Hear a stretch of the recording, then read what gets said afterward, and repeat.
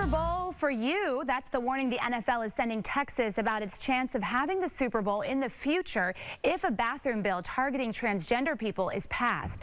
For the first time, the organization says that Texas could miss out on another Super Bowl if the proposal is enacted. Senate Bill 6 would require people to use the bathrooms that correspond to the gender on their birth certificate. A league spokesman says if a proposal that is discriminatory or inconsistent with our values were to become law, that would be a factor when awarding future events.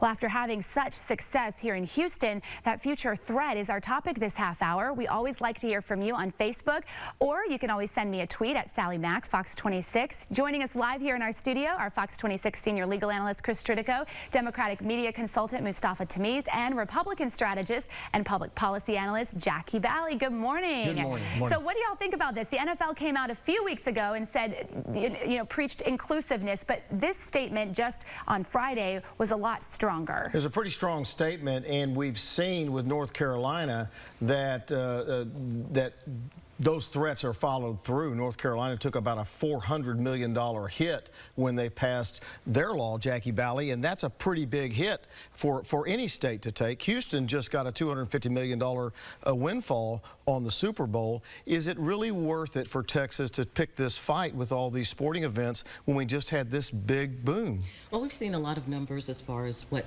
the direct revenue from the Super Bowl is. Our city controller is saying as low as $11 million, and then we've heard reports as high as what the number you just quoted. So we're not really sure exactly what the number is yet.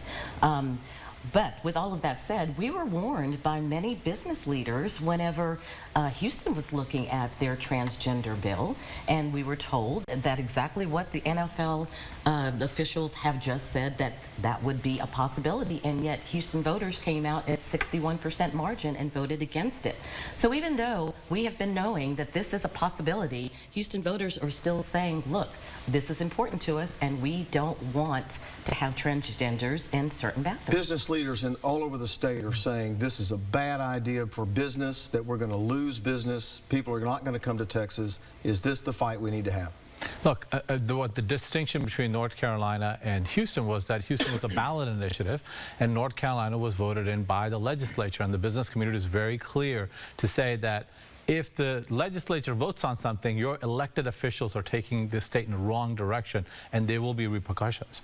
The politics of fear, be afraid of immigrants, be afraid of transgenders, be afraid of Muslims, has been effective for Republicans across the country at the ballot box.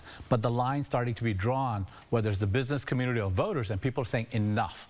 And that pushback's going to come at the voting box if they don't become careful. All right, let's go to Sally. She's monitoring our social media. All right, this has been a popular topic on our Fox 26 Facebook page, so as always, we invite you to find it and weigh in. So let's go to Facebook and pull up some of those comments now. We'll see what people are saying. Larry says, so the NFL takes a stand on bathrooms but ignores players disrespecting the flag for their own personal political agenda.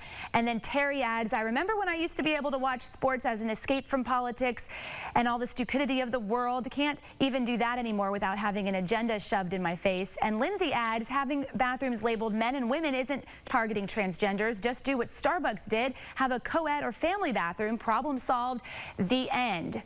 It's not that simple, though. Well, it's really not that simple, and it's not that simple because the legislature's not making it that simple, I don't think. And so let's talk about what Mustafa was saying. Is this really, this political issue is turning into something that's going to be much greater than that, isn't it? Well, this transgender issue is not a political issue for some, and for the black leaders who are Democrats who supported this and came out in droves in Houston, it's a religious issue, and that's where it's been faith-driven. So a lot of people say it's a Republican issue, but in our city of Houston, you had black Democrats pushing this bill. You have black Democrats going into their churches, telling their voters, telling their constituents not to vote for this. What about that? I mean, Jackie's right about that. The black leaders who came out were largely Democratic, and they were pushing that, and that's really, I think, what drove it in the city. Yeah, look, a lot of faith leaders will have issues with things like this, but at the same time, to say that it was being led by the African-American community is just completely false, right?